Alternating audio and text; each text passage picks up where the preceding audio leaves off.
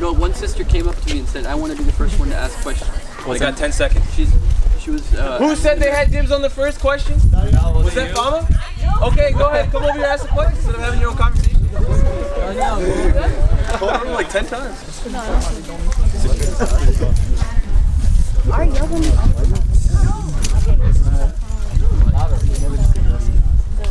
Ask the question so everybody can hear.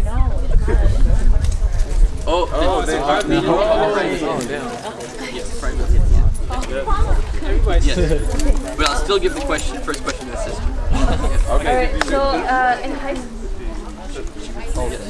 I'm listening. I don't want to. Okay. Alright, Zainab.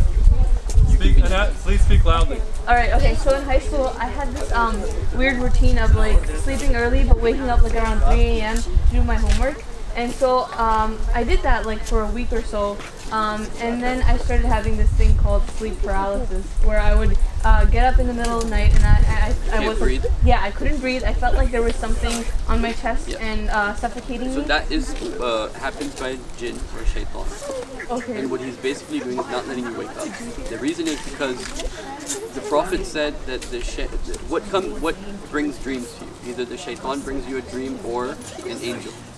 So when shaitan's involved in your dream, he doesn't want to leave. When you're sleeping, it's like a weak time frame to attack and bring all those subconscious thoughts into your mind that he wants.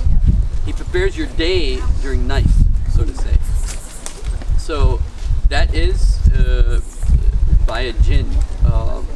Now, just because we have a name called sleep paralysis or some other scientific names are used too, doesn't mean that we understand it. Doesn't mean we understand schizophrenia just because we have a name. The experience has been that that's caused by a jinn. Yes. But it was like after my routine was like fixed, because it's I don't know, it's like science. So when you would wake up, you're not able to breathe. Mm-hmm. You would feel like you're awake, like you're able to see the room, but you're not able to. And then you figure out, wait, I'm not able. It's like you're trying to catch your breath and you start saying La ilaha illallah or something, and then you come out of it. Yeah. The jinns don't have that much strength to keep you in that state for a very long time, so they do it for a few seconds and then they go. Okay. Yeah. Yes. Are jinns more likely to mess with Muslims or non-Muslims? Jinns are going to mess with all human beings. Their goal is to see when they bring the non-Muslim jinns down, then automatically we're part of humanity. So if they go down, who else goes down? We all go down, right? Meaning if they make non-Muslims drink alcohol, then certainly some Muslims will drink alcohol, right? So their goal is to bring all humanity down. This ayah starts with Ya Yuhan Nas, O mankind. So making you pierce yourself, humiliate yourself, put yourself in shame. This is his goal for generally all of humanity. And then specifically to go against Muslims. Yes. One thing that you'll find interesting, and I want everyone to think about this because it's actually a longer conversation, but isn't it interesting that the world seems to move in a direction opposite to what Quran says, right? I mean, think of it, right? Like, if you compare this, I'm just giving a very bad example, like Sikhism, right? You know how in Sikhism they have to wear that, okay? Has nothing to do with our time. In other words, no one's going to ever be against that or for that, right? It's, if you do it, good. If you don't do it. But something like alcohol, right? So the whole world moves in that particular direction. Quran says no interest. The whole world moves in that direction. So it's like the whole world moves in a direction against what Quran teaches. Why? Because the enemy of humanity, which is shaitan, wants human beings to move in the opposite direction. Yes. So, question from the story of Suleiman. Yeah, alayhi salam.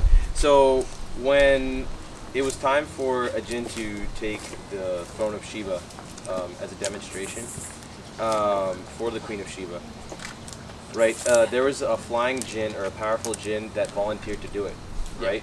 He said I will do it before you stand up.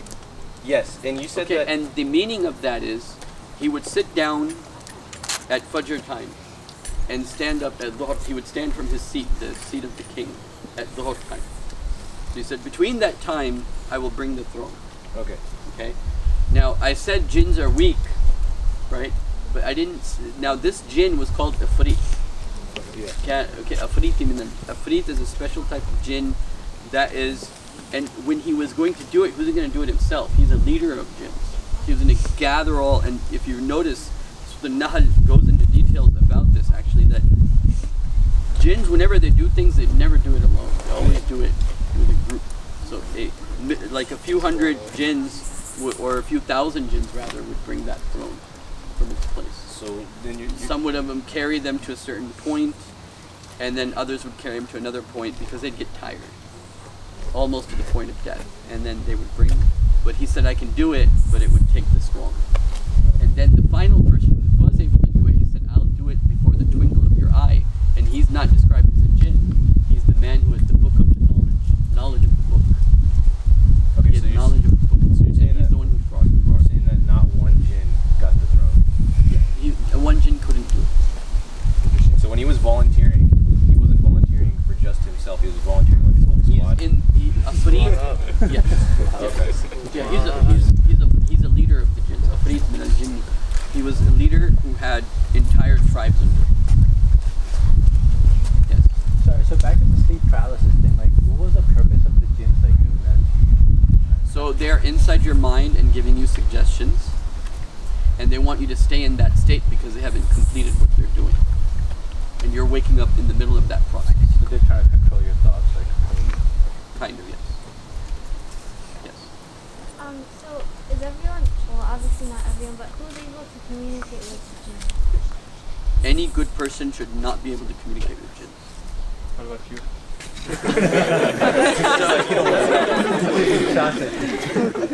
If you communicate with jinns as like I got a phone call, like I hear voices and the jinn's talking to me, you are either a magician or somebody being manipulated by shaitan. Okay? The way I did it was I would have cases. People come to me from all over the world with this problem or that problem. And if it's a jinn problem, then sometimes a Muslim jinn would come into her and tell me where the problem is in her body. So let's say if I took the person into a masjid, for example, there was one neurologist, and I'm specifically mentioning this because he's a neurologist. His brother was a neurologist, and he brought his brother. We went into the masjid, so a jinn automatically, because they know Sheikh Omar, what he does, especially if I'm living in a certain place for a long time. So certain masjids knew, the jinns of certain masjids knew this is what Sheikh Omar does. And sometimes I would get upset because what my teachers taught me is, even if they're Muslims, don't talk to them. Okay? Because if you remember the hadith of the Prophet that they lie, right? You remember that? So anyway, sometimes I would talk to them and what they would tell me, I would never believe it, but I would check it out, whatever they were telling me, and then it would be true. But sometimes other events took place in my life that had to do with the secret societies, the Freemasons, and that's where Hind came in. But yes, I was talking through somebody else. Yes. I have a question from a sister who left. She said that, okay, so you were talking about the jinn being kept in a prison and being used for some agenda or for a secret society. She's asking if you can elaborate on that. So, like I mentioned, the world is moving in a specific direction. Okay. And let me add 2 points here that are very important. You know, and I'm giving this from a different perspective, I mean, it's the same point from a different angle. When shaitan raises a false prophet somewhere, you have to know that shaitan's worried about that place, or worried about those people. So shaitan raised a false prophet amongst the African Americans because the result was going to be that in the 1960s, 2 million African Americans were going to accept Islam, the largest number of people accepting Islam ever in Islamic history at one time. The same place, if you look at any other place where shaitan is working now, the other point about shaitan is shaitan's time is running out and he knows it. So this is where he will come out with the full bag of tricks to fool humanity. He knows my time's running out and I gotta pull out the bag of my tricks. Now, in that, part of that is, like I said, he makes human beings move in a certain direction because he has a direction, his direction is opposite of what the Quran wants. So they have an agenda, yes. And in fact, and Omar radiallahu anh describes this actually in a very interesting athar. When a prophet says something, we call it hadith, but when a companion of the prophet says something, we call it athar. It's an athar of his. And usually, like a statement, like certain statements, even if a companion said it, how does a companion know about the unseen unless he learned it from the prophet himself, right? I mean, he couldn't just make up something about the unseen himself. So it's indirectly from the prophet, you can say. So anyway, the point is that, you know, Omar radiallahu anh mentions a statement that's very interesting, which talks about the different tribes, those that work on the politicians, that work on the magicians, those that work on the rich people, and they have a complete agenda of theirs that they're working on, and and a lot of times human beings think that they are running the show, but behind the scenes, it's them. Like I said, if Donald Trump has a thought, he's in no place to say if it was his thought or from who, right? Until you're praying 5 times a day, you would not be able to make that distinction. So with each person, the shaitan seems to, and this is my own analysis based upon a book I read that's called, a very interesting book, but basically he'll take one person and move one chess piece in the global scale of things. So he'll take George Bush and move one piece, war in Iraq and Afghanistan. Next person comes, he moves the next piece as part of whatever the master plan is. But his time is running out, our time is running out, and things are going to go towards a very difficult situation. Yes. So about like black magic. Yes. So a lot of people in Pakistan, like, they make like real history. Yes.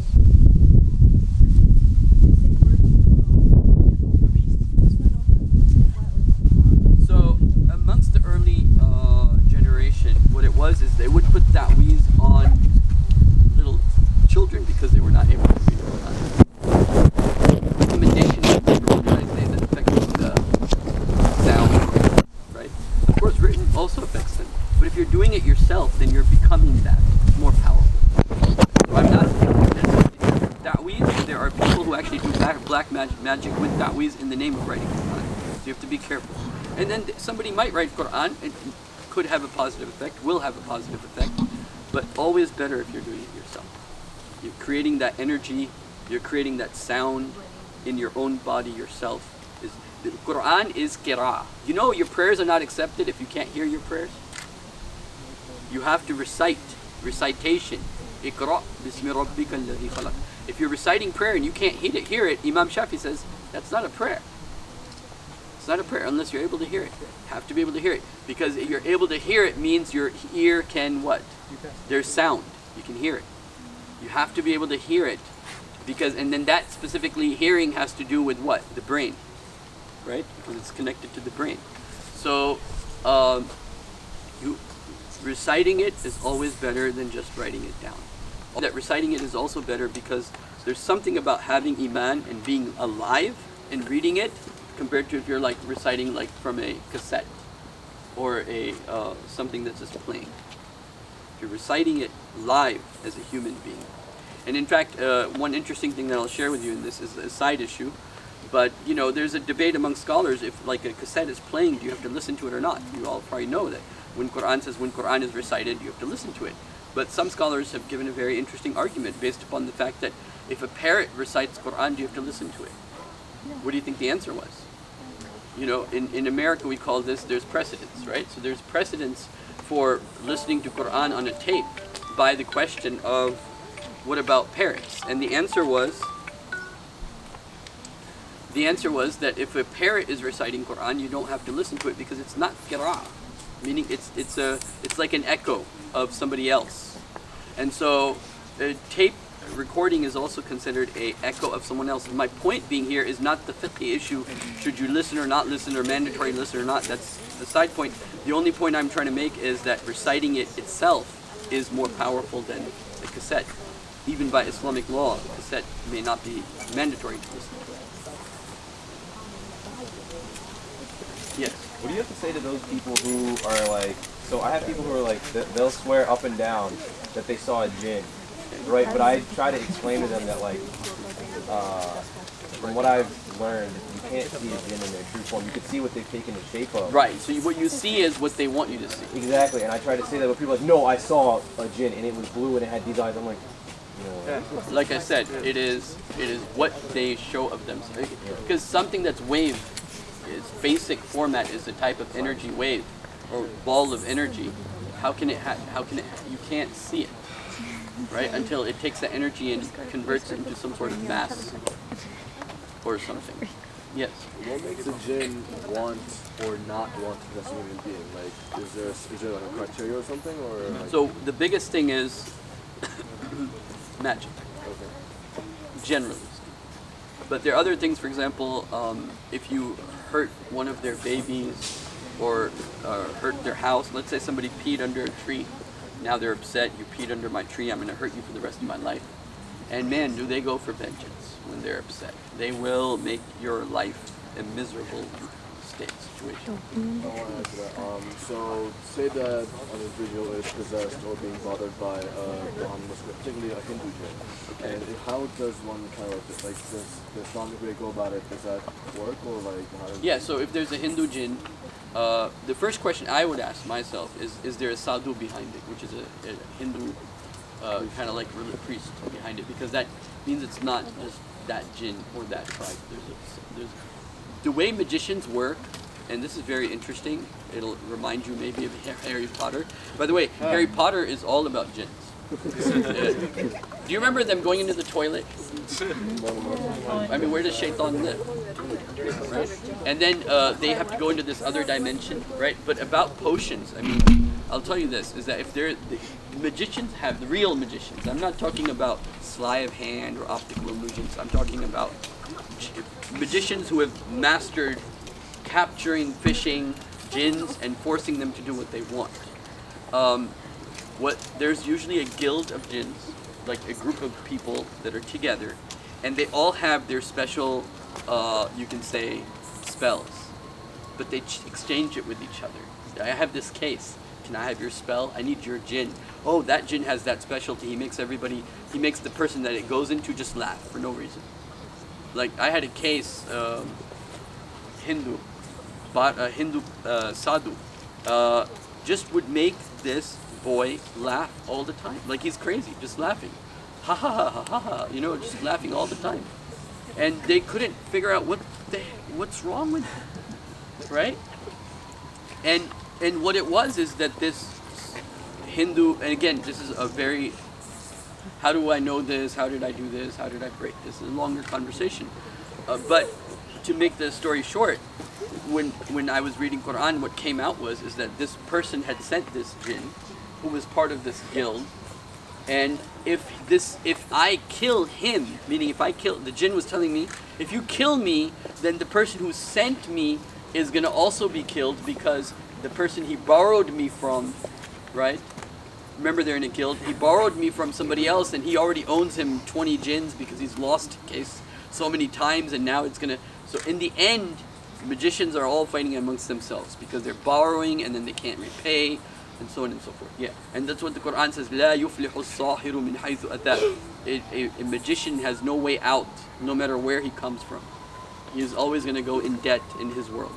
Yes. So going off of what he said, I grew up in Saudi Arabia, so a lot of our Arab family friends, they would tell us when you travel when you travel from one state to another, it's not like here when you have some population. It's like barren desert throughout.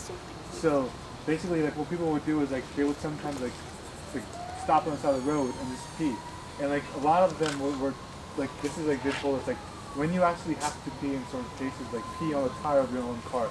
That's pee on your own property. Right? So what I'm trying to get at, you said, if you hurt their baby or destroyed their family, right? So, are there any cardinal ways, a cardinal kind of set of things they were mentioning that they don't make eye contact or that your voice changes, when you're possessed? Are there any certain ways that you So it's very, very simple. If you cannot read Fatiha for 40 minutes, then you have a jinn inside you. Very, very simple test. Can you read Fatiha for 40 minutes? If you have a hard time praying, some people I know, they love Islam, but they just can't pray. That's Shaitan affecting you. That's only Shaitan, not jinn. But if you cannot read Fatiha for 40 minutes, On loop or like one long? one long 40 minutes. Oh. Usually when somebody comes to me, I wish I'd brought the brother that, but usually when, oh wait, actually Tahir has seen this in another case that I did. Tahir! Tahir has actually seen another case. Yeah, you remember when I asked that person to read Fatiha? Yes. So can you describe what happened? So when he was reading, okay. Yes, please. Be quick. When he was reading Surah Fatiha, that person's heart was like pounding really fast. Like. So basically, if they start crying, they have a hard time reading, they make mistakes in their Fatiha, within that 40 minutes, it's going to happen if there's a jinn, because the jinn can't bear that. I mean, they can take a little bit of beating, but after 40 minutes, it's like, come on, I gotta stop you. All of a sudden, they started having You gotta like read it slowly, like. That's better, because when there's a jinn inside, they'll make you read faster and faster and faster and faster. Okay, so like I'm kind of like, some of us like, and most of us like when we pray, we pray really fast, like the recitation is really fast, and like, so is that like a different thing as opposed to? Regardless if you're reading fast or slow, 40 minutes, give and take. The point is, you can read Quran for a prolonged period, Okay. without feeling that something is going wrong in your thought or in your thoughts. Right. Or you get, a lot of people get a headache. As soon as they listen to Quran, they'll get a headache. Yes. Sorry, just one more time. Are we reading Fatiha once for 40 minutes or like over and over again? Over and over again. Okay. Let's do that one time. It sound like once. No, in a loop. Yes. Did I give the wrong impression? Okay. Fatiha over and over again for 40 minutes. Yes. So based upon when somebody comes to me, and the easiest way for me to determine it, rather than go into the signs and the symptoms, I can go into that if you want. I can tell you what the symptoms are of magic. The most common form of magic is between husband and wife to break up. Okay. Some of the signs of that of magic in general are, number one, you're always tired. You always wake up at night at the same time. Your house is always dirty no matter how much you clean it. When you look at your husband, you feel like you've never seen him before. When you look at your wife, you feel like you've never seen them before. You get agitated for no reason. You're even asking yourself, why am I so angry? Of course, this happens with everybody at some level, sometimes, but when it's happening constantly.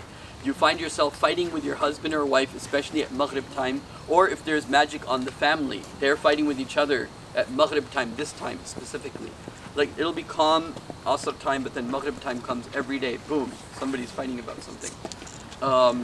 So there is a lot of symptoms, but all those symptoms are important, but the most important thing is how is the Quran going to affect you? If you can read Quran, so when somebody comes to me, as Tahir has seen, I tell them, please sit down, let's read Fatiha for 40 minutes. And they'll read Fatiha, and then what will happen after about 20 minutes? They start like, their lower back sometimes starts hurting, and they like, their back, they get like spasms, and they like rock back and forth like a zombie.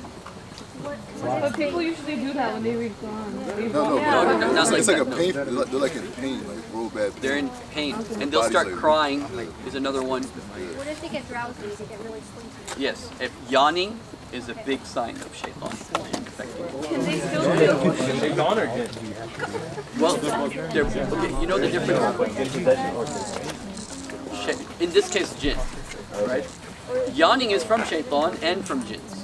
But when you're in that 40 minutes and you're constantly yawning in that 40 minutes and you were fine before you started, you will yawn even if I gave you chai. Like one time, there was this mother and a daughter came to me and she was yawning and I knew what it was. But she said to me, no, I'm just tired. That's the reason. So I said, chalo chai peete. Right? So I gave her chai and she's still yawning. So I was like, nah, this. Yes. I mean, but see, whenever you're looking at signs and symptoms, you're not looking for one. You're looking for a cluster. So you're looking for, okay, this is what happened when she read Fatiha. Now let me ask you about your life. What is, do you spend a lot of time in the bathroom, etc., etc.? What happens while you're sleeping? Like in the case that I was talking about, the one that Tahir knows, I don't know if you want to elaborate what happens to the sister with her private parts. This is important for sisters to know because it's very prevalent right now. It felt like it felt like her private parts were being used. Also, the dreams. So another thing, for example, one of the signs I look at is what dreams you have. So for example, if a sister has a dream where she feels like somebody's always chasing her, okay, and I know that there are sisters in this group, some of them have this dream, where they feel like somebody's always chasing them. And that's a sign that somebody's done magic or some jinn's bothering you. Yes.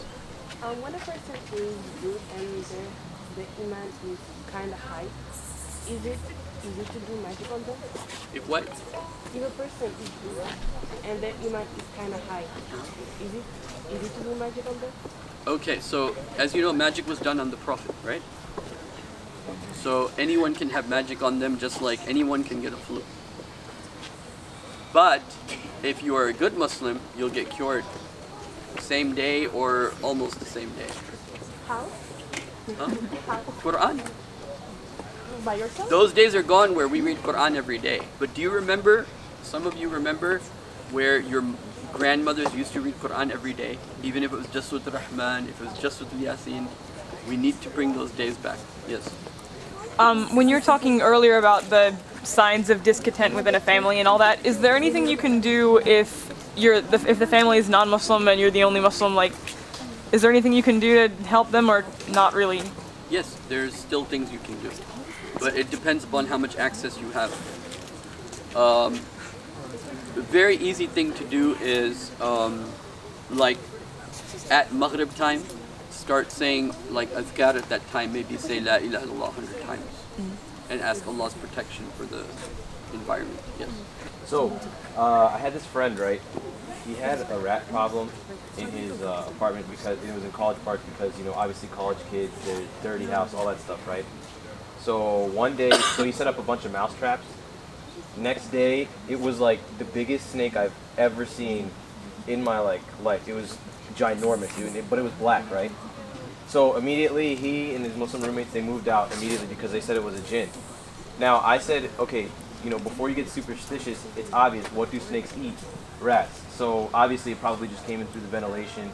That's what Ahmed said too, that, you know, it probably found its way in somehow, you know, it's a snake. But they were so dead set on the fact that it was a jinn. And also I keep hearing time and time again, people are just like, oh, it's a black dog. It's a black cat, jinn. The So hadith about the black dogs. Anybody read about the hadith about the black dogs? That if a black dog passes you, it's a shaitan. Anybody? Okay. So let me clarify what that meant. This is a good example of a hadith not being understood in its proper context. When the Prophet arrived in Medina, there was a certain group of dogs that were specifically black in color that had rabies. They had rabies, and the Prophet said that they are like from shaitan, meaning shaitan's using animals to its benefit, and the Prophet commanded them to be killed. Does not mean you go around killing black dogs. It means just those particular dogs that had those rabies, you were supposed to kill them. And were there telltale? Sorry, but my So question was, are there telltale signs of telepathy? no, because again, when I'm looking at anything, I'm always looking for clusters. One thing, like it's a black snake, not enough. I need a lot more than, at least 4 or 5 things that connect together, and then I can be like, okay, yes, this is this. Yes. This is kind of a weird question, but I've been trying to find out the answer to it, and I think probably because it's so random, no one knows. But anyway, okay, so it's actually a 2-part question, but okay, if you have no other option but to pray in a bathroom or pray late, what's better to choose? So you could pray on time and you could pray in a bathroom, or you could wait a couple hours. In the modern bathroom, you have the toilet part of the bathroom and the sink and the tub. Okay, so the sink and tub is still what would be considered places of tahara. Okay, so what I do, for example, now this is a very good question, because in where I live, okay, so I make a distinction, like where the toilet is, I create like my own, you can say, boundary, mental boundary. This is where the toilet is, so this is that, and this is the place of purification. Okay, so if I had to, I would probably go into the tub part where you clean yourself, and you can pray there, or even better if you delay it safely. Okay. So it is better to delay it in that case, or Yes. no? Because there are some bathrooms these days that are so compact, like, you know. Right, so it'll depend upon stuff that gets too. everywhere. Right. Yeah. Then the other question is, like, why are they? Okay, well, why do they tend to gather in the bathroom? Okay. And then, in that case, during Ramadan, could you pray in a bathroom because they're locked up? No, they're not locked up. Who said well, they're like, locked up? not completely locked up, but like they're. No, when the Prophet said they're chained, he didn't mean that they're locked up in like some. This is not what he Like meant. they're weaker and they're. Okay, so you know, in the olden days when they would have a prisoner, they would put a chain with a big rock so he can't run away. Yeah. That's what the Prophet means. It means that they're chained, meaning it's hard for them to move. They're still out there. They're still doing their job, but it's just harder for them to do what they want. Answering your question, no. So they're still in the bathroom. What was the other part of your question about? And why are they in the bathroom in the first place? Okay, yes. Jinns are carbon-based, based upon the Prophet saying that they eat poop, and they eat what? What else did he eat? Bones. Carbon. Okay? So they're carbon-based, and that's where they will literally wait on the toilet seat that when's the next poop coming. So they will, you know, go for it. So our Super Bowl is also Thank you. Jinns don't. So our Super Bowl is also their Super Bowl. She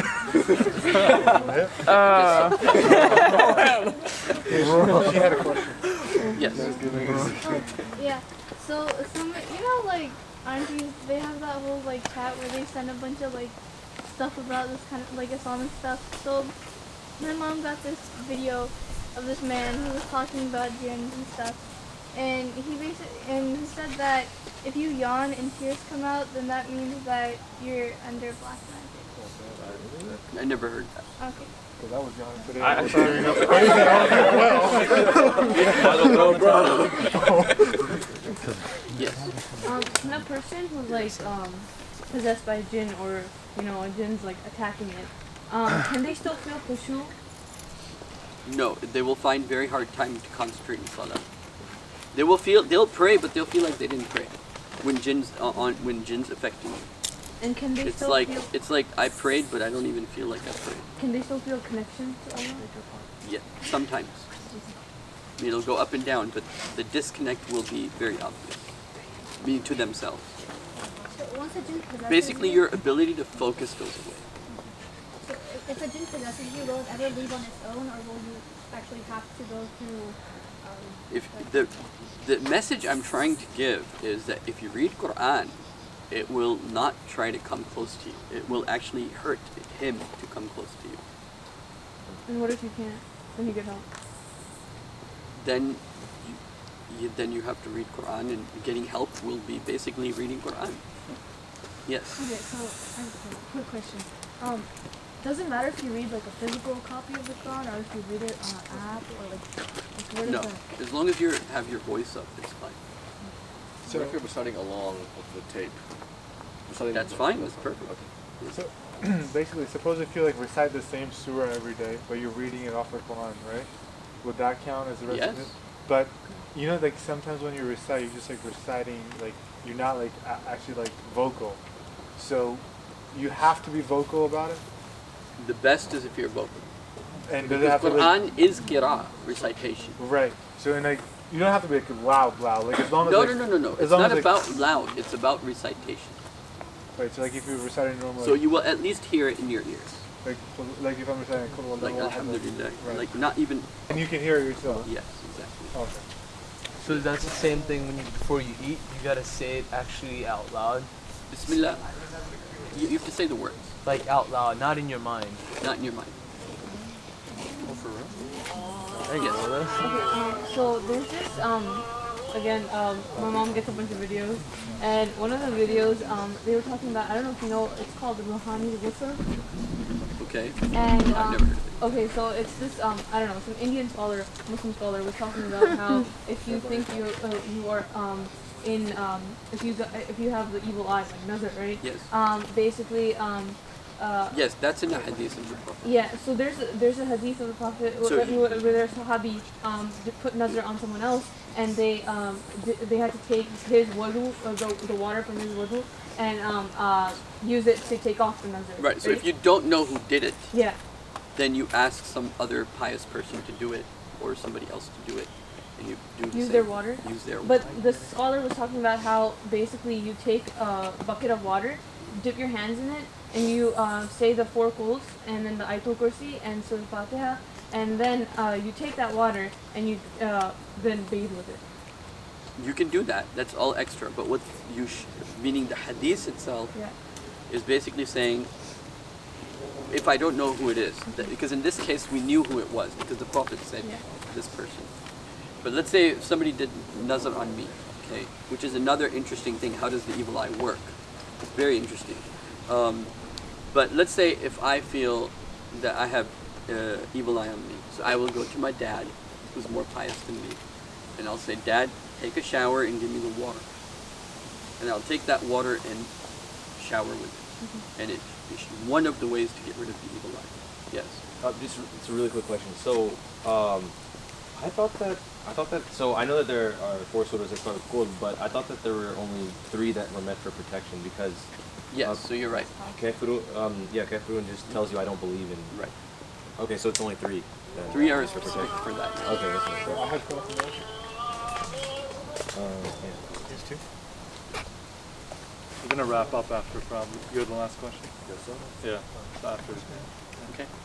My question is that what sort of psychological effects can a person have after being sort of possessed or even affected by a jinn? After a jinn has possessed you or you've been affected by the jinns, you will always be somewhat aware of their affecting you that you wouldn't normally be aware of, wouldn't have been aware of had that not happened. So in other words, once you've been through that experience, your sensitivity to it increases, to that world. And what about your day-to-day activities? Like, does it have any impact on the way you carry yourself? It could, but it will have a high impact in the beginning, and then slowly will decrease. Are you more sensitive to them if you're scared of them? Yes. Allah specifically said to Musa when they were doing the magic, "La takhaf innaka antal a'la." They can smell fear, and they will use that to their advantage. Look, I'll give you a story. Okay, I'll end with. I guess I can end with the story. Yes, let's end with the story. End with 1 or 2 stories. I'll share 2 stories. There was a brother. He had a jinn in him that he used to listen to. He thought they're his friends. Okay, so I was telling this brother that, look, you need to not listen to these voices inside you. And when he heard me telling him that these are jinns, you need to get rid of it. He's a hafiz of Quran, by the way. Okay, his father is a very famous scholar. Not very famous, but famous scholar. He's written many books and stuff. So I told him, you have this issue, and you should take care of it. When I said this, immediately the jinn took over. And he said to me, do you know what I'm going to do to Hadia? Hadia is my daughter. Okay. He's like, how's Hadia doing? Do you know what I'm going to do to her? And he's like, I know she's in North Carolina right now too. And I'm like, really? So at the point I'm trying to make is that they do give threats. They will threaten you, they will threaten your family, they'll threaten your life, they'll threaten whatever. And it's all empty threats. You know, it's all empty threats. Yes. I just want to ask you one question. So, I have to ask, like, I've been. This better be the best question. I've been like. I was going to end with the story, so I'm going to tell you one last story. I've heard this from so many people that people who like actually capture the jinn, right? They use it for treating people in one way or another. Now I'm not exactly sure how they do it. You're not allowed to enslave a jinn. Yeah, that's what I wanted to get at, because a lot of people talk about like, oh, this Sufi, he does this kind of work, this kind of work. Like, I always like tell my friends, like, stray away from people who tell you stuff like that.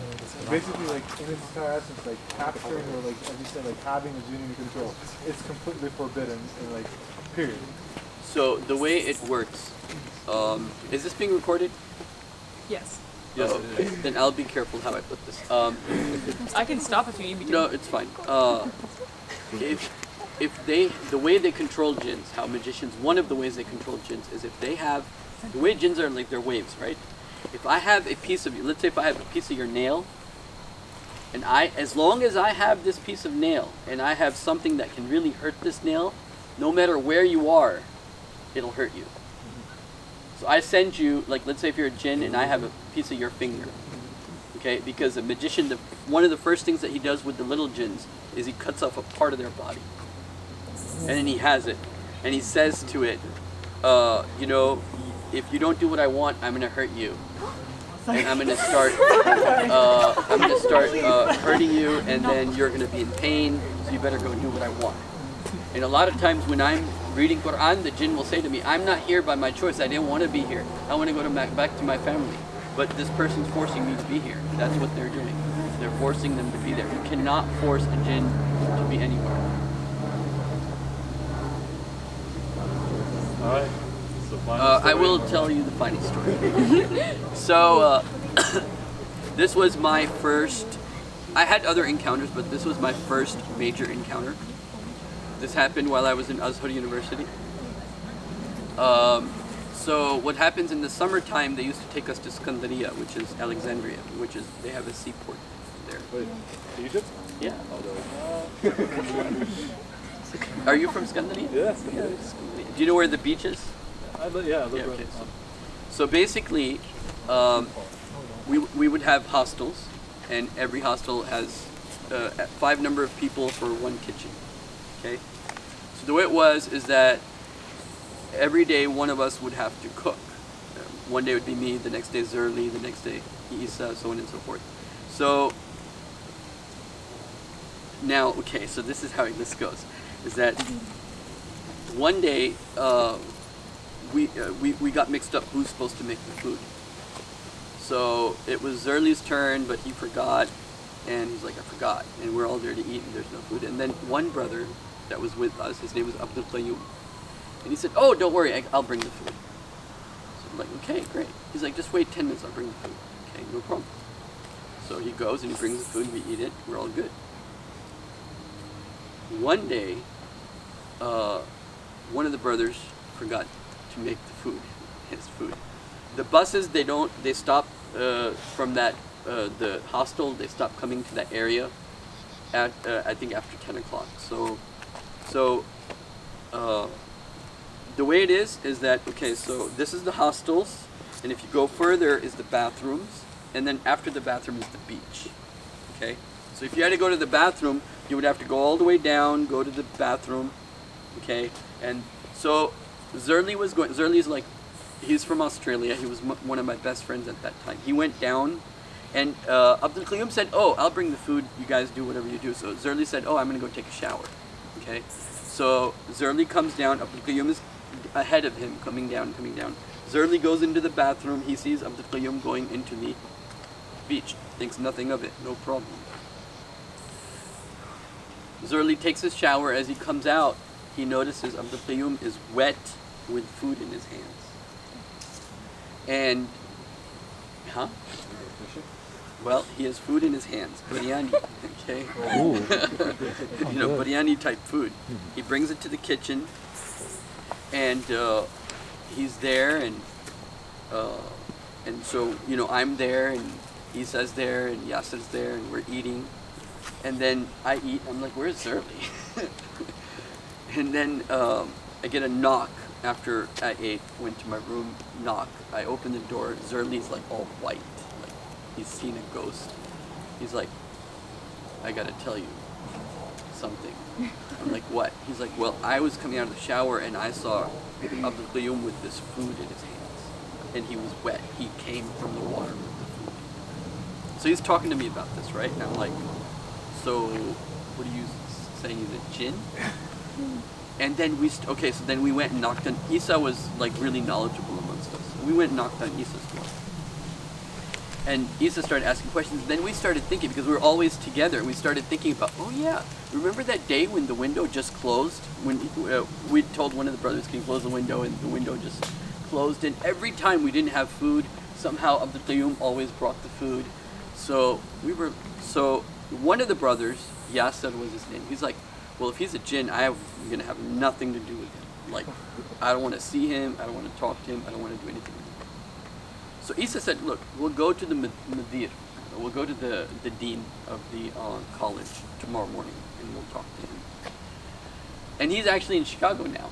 But anyway, so we go to the dean, and we tell him, you know, this happened last night. And he's like, yeah, Al-Qayyum, he's a jinn. Studying you guys. But I guess if you don't want him to be with you, then we'll find him another place. And then what was interesting, I remember this, is that when, so it was very interesting because I was walking down and I met Abdul Qayyum the same day, right? And Abdul Qayyum said to me, he had tears in his eyes, and he said, I almost forgot I was not here. What? He said, I almost forgot I was not here. Wait, so did he have it? Yeah, he never saw him again.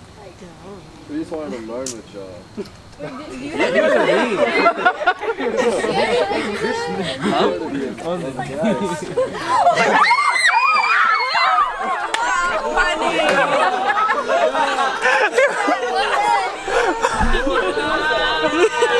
Yeah, he was